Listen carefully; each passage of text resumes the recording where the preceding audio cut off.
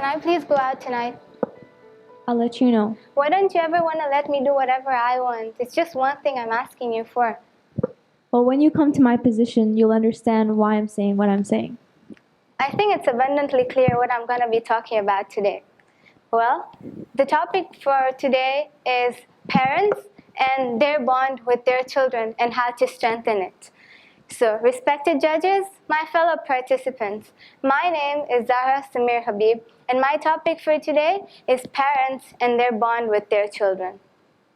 If we look at the dictionary, a parent is defined as a mother or a father. However, I personally disagree with this statement. I don't agree that they're just our mother or father. I believe they're much more than that. They're our lifelines, our backbones, and they're people who would always stick with us no matter what happens. However, given all this fancy vocabulary, sometimes, like any relationship would have their ups and downs, we would have that with our parents too. There are different ways that we could use to fix this relationship. Everyone in this room, including myself, would try and make different grand gestures in order to try and prove a point or mend a relationship with someone. Everyone has that ability, no doubt. But one thing that everyone lacks or is running short of is time. We want to do so many different things, but we don't have the time to actually go and do all those different things. However, just a small gesture towards our parents could make all the difference in the world. Like it's famously said, in simplicity, there is beauty. There are different things that we could do to mend our relationship with our parents. I've picked on 3 that I thought would mend them the most. Usually, whenever we go home, we see our fathers are outside at work trying to earn for us and make a living for us, whereas our mothers are busy in the kitchen, or some of them even work. They're so busy that they don't even get a little bit of time for themselves. So, my first event would be a massage session. Now, all of you must be like, what is she saying? No, let's look at something. Like a previous participant said last week, meditation is something that calms you down a lot. Let's take another look at something that I feel would calm you down a lot, massage session. This would require parents to come in with their children, where now, instead of our mothers or fathers doing all the running around, they would actually be sitting, and the children would actually be giving them massages. Now again, a question would strike, but how would that even matter? Well, sometimes we would want to have insightful conversations with our parents. We would want to tell them all about our day, what we want to do in the further out, like in the next, in the future, or where we would like to go study for our university. But because they're so busy, occupied, trying to make life easier for us, we don't really get that connection with them. In this event, we would actually be sitting with them. They would be in such a calm position because we would actually be doing the running around this time. We would be trying to make them as comfortable as they try to make us, even though I don't know if we would actually get to that level, the way they always try to comfort us. But that would spike a relationship between our parents that we never knew we had. They would be in such a calm position because we are trying to relax their mind. That could bring about talking about different things. For example, what we did during our day, or what they would expect of us, or what we would expect of them too. We would be having a heart-to-heart conversation, and let me tell you something. This may be a conversation you may have never had in your life, because the calmness that would be there at that point may never come. A second thing that I took this event from the Christian religion that I really liked a lot. I'm sure a lot of you must be familiar with the term confession, right? Where a person goes into a room and there's like a barrier where the priest or the father is sitting in the next room. And they're talking to them about all their problems. So this would be a session where parents would be told to come in and talk to a counselor about their problems with their children. And the children would also be told that they are going to be talking to a counselor about their problems. So none of them know that they're actually going to be talking to each other. So they would go into a room And there would be a partition in the room, right? So the parents on one side and the children on one side. There would also be this feature where their voice would be changed, so they wouldn't identify the other person. Because of course, even if there was a barrier between my mother and my father and I would still recognize their voice, right? So there would be this feature where they would be able to talk about all their problems, all the things that they are facing. They would obviously be given chances, and they would be talking in turns, but they would be given the ability to express all the problems that they would have. After that is done, so it probably take about 1 to 2 hours, after that, the barrier would be removed. Once the barrier is removed, the parents and the children both look at each other and they find out that it's actually their children or their parent that they're sitting in front of.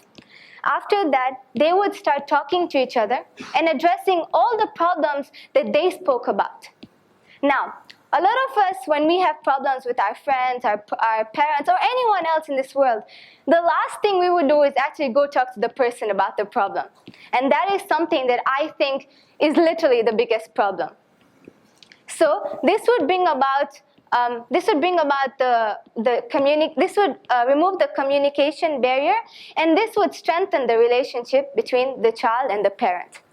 There's one story that I came across where a boy tells his mom that I will help you with all the household chores today.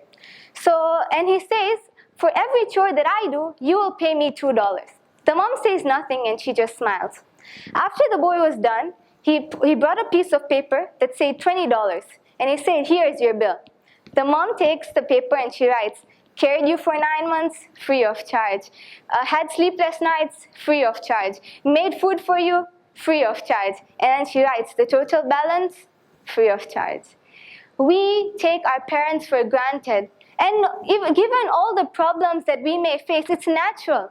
But we should try our best to fix them. Because if you look at it, they go out of their way trying to fix things for us. The last event that I would like to talk about would be a MasterChef competition. With Eid coming about, I'd like them to come together and they would have to make a full course meal. In that full course meal, the whole family would be actually working together. The mother, the father, the brother, and the sister would all be coming together and they would be working together. And even though they will just be making food, they will be combining all their skills together, and this could bring about the building and the relationship between them. Lastly, to end with, I'd like to tell a short story that's a personal story. So my maternal grandfather, who I call my Nana, he had this quality of storytelling, and he was amazingly good at it, which led him to becoming the archives chairperson. So whenever we'd go to my Nana's place, I would always have a heart-to-heart with him, and we're literally the two people that would sit down, and we would have this storytelling that would go on, and we would talk about literally anything and everything. And that's one thing that I really remember. Although it's been 40 days since he's passed away, I still take that with me. I remember him each and every day because the ability of him telling me all the stories that he had sticks with me. We may have had 1,000 memories together, but that's one thing that I will always remember him with.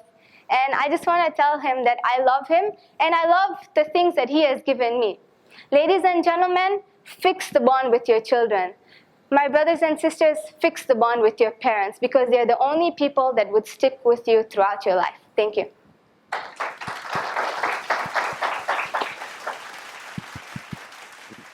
Zahra, thank you so much for the speech. My question would be, how would you influence the parents to attend the event? Sorry? How would you influence the parents to attend the event? Okay, so one thing that I've noticed a lot is the generation gap. The way our parents think and the way the children of today think is very different. Although the basic principles are the same, but it's quite different. So as much as the children would like to, voice out their problems because the parents aren't listening to them, I'm sure parents here today would also like to mend that relationship with their children. So if it comes to how I would influence them, well, something so small, example, this program today, The Voice of the Community, right? Even though it was just posted on social media, and not a lot of people follow this page, not a lot of people were aware, but because of one person, example, a friend of mine knew about it, and that friend told me, and I told another friend, that way the message goes around. And if it's something that you're keen on, the moment you hear it, you'll just go and take the opportunity and try to get all that you can from that platform. So I think that our parents would always try to work on their relationship with us, and even if they see a small thing that would help them mend their relationship with us, they would take it at any cost. I hope that answers your question. Okay.